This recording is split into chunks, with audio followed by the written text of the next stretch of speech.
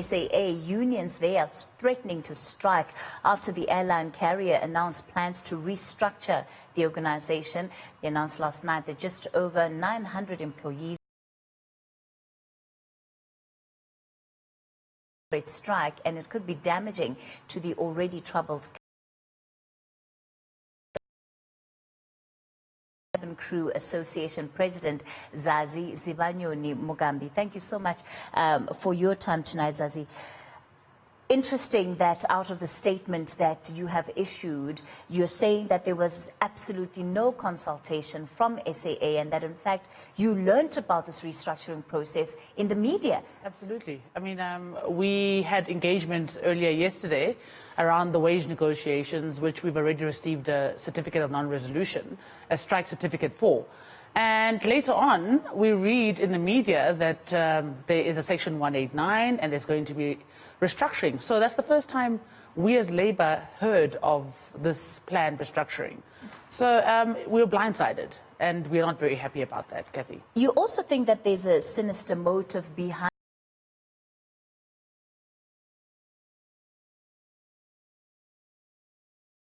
I mean, just a week ago, there was a Labour forum which spoke about the organisational design, which of course has been in the pipeline for a very long time. But we were told last week that it has not been finalised.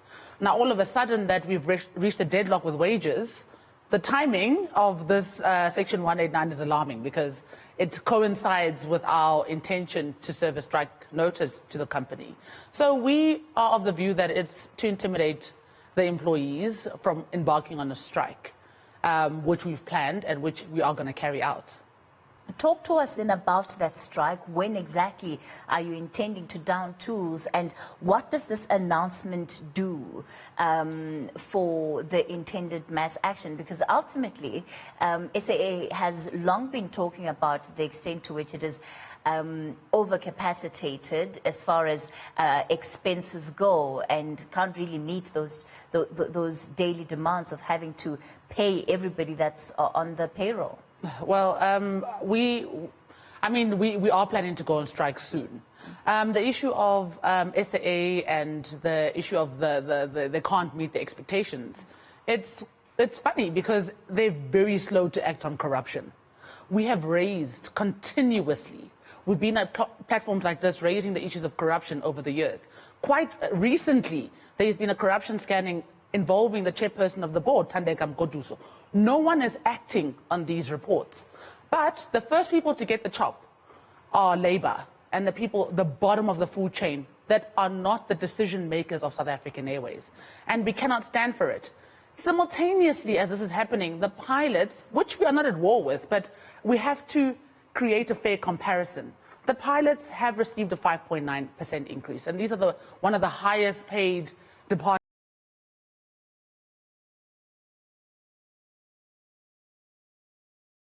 That you're going to increase a pilot's salary by the same amount that you earn. It's ridiculous. Why do it for the one if you can't do it for the other? And you have to look internally. Labour or the working class did not create this mess. Leadership did, and they must take accountability, not us.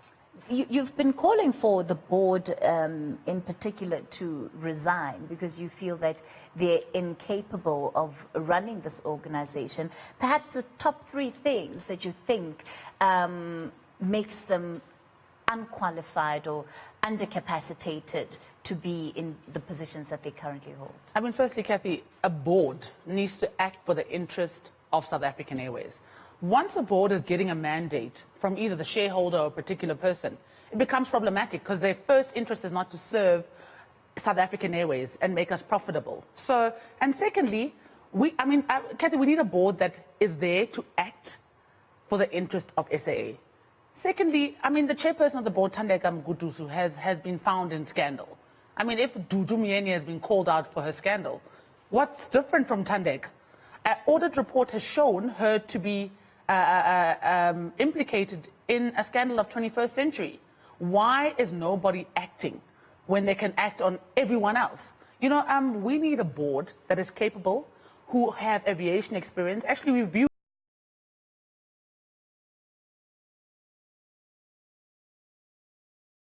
them accountable. Whose interests are they serving? You know, we are actually perplexed by what's happening right now. I mean, if you look at Eskom, they got an above 7% increase. Most SOEs actually have received, I mean, Eskom is struggling worse than South African Airways. They've received a 7% increase. So we are baffled by the fact that, you know, they are refusing to give us that particular increase. Do they want to let go of us and sell us prematurely? It looks like it. It looks like there's a deliberate plan to sink us so far that we are sold for cheap. And we as Labour are not going to stand by and watch it happen. And if it means going on strike, we're going to do that. What do you think is and should be the role then of the Public Enterprises Minister in this particular standoff that SAA and Labour are seemingly, you know, encompassed in currently? I mean, the minister needs to give us a board that we can trust, because right now there is no trust between ourselves and the board. A board that we can believe when they say, actually, we are acting on corruption and we will be anti-corruption, that we can follow and actually believe the reports that they give us. Right now, nobody believes the board because they corrupt themselves. So it needs to start there. The minister needs to reconstitute the board with fresh aviation minds, including unions. Then we'll work to a path that is to build South African Airways. Right now, it's not going to happen. You've said that you believe that the board in particular is protecting several high-ranking members or managers within SAA, and these managers, you say, have been implicated in some of the looting that we've seen, but they simply enjoy the comfort of their position. A year and a half ago, so Vusi Bukoli was appointed in risk. We'd expected by now, I mean, with the clear, blatant reports that have pointed at that direction of particular people, that should have been action by now. So we are asking ourselves, why is there been no action taken? And I'm going to have to repeat, the 21st century debacle that's happening right now, why is no one acting, Kathy? But the employees are meant to lose their jobs, where the government is busy talking about growing the employment rate, but they want to cut 1,000 jobs. It's not acceptable, and we're going to have to. We're left with no choice but to fight. Talk to us about these 1,000 people whose jobs are now on the line. What kind of positions would they occupy at SAA? I mean, Kathy, obviously, like I said, we have not been consulted, but we have been told we've heard, like you've heard, about 994 apparent jobs that have to be cut. We don't know who those are, what departments, but if they have to cut, they have to cut from our executives and consultants are actually raping South African Airways. Sorry to use that term, but they literally are, because they are taking home packages of 2 million and above, you know, and you want to retrench a cabin crew member that earns 13, 14,000? We are not your problem. Labour is not your problem. The top structure needs to be re-looked at so that South African Airways can have a capable top structure. The bottom really is not your concern. We merely follow the mandate from the top. What then about the context that South Africa finds itself in currently? We've heard about the extent to which the wage bill needs to be reduced, especially at SOE. So certainly SAA would not be exempt, because we know that there's a restructuring process also set to get underway at Eskom. As much as government may say it won't necessarily result in job losses, unions have their own position on what that restructuring will look like.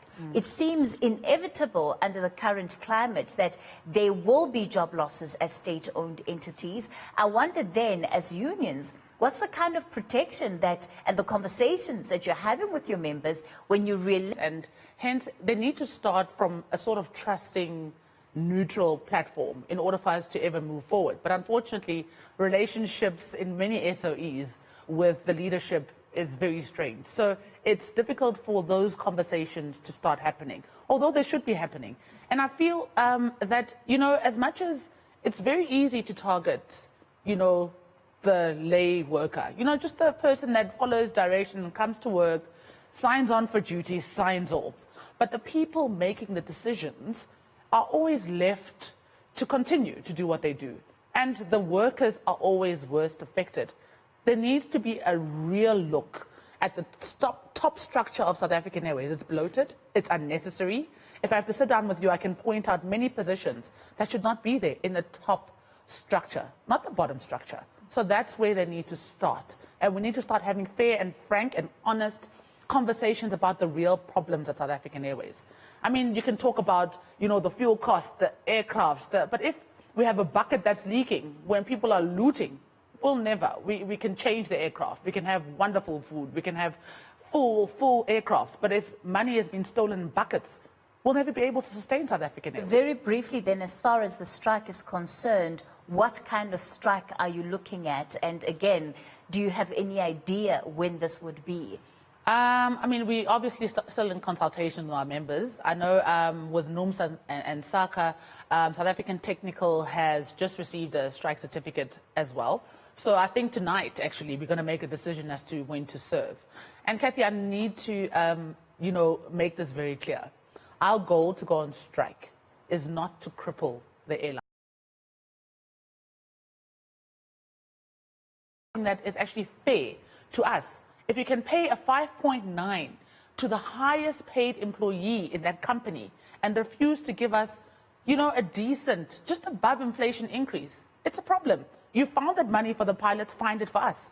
All right, let's leave it there for tonight. And she is the president, SACA president, Zazi Sibanyoni-Mugambi there. As you can hear, the battle lines have certainly been drawn at the national carrier. We'll have to wait and see how this story develops over the coming days. We're going to take a short break. I'm back in a moment with a recap of your day's headlines. Just stay with us.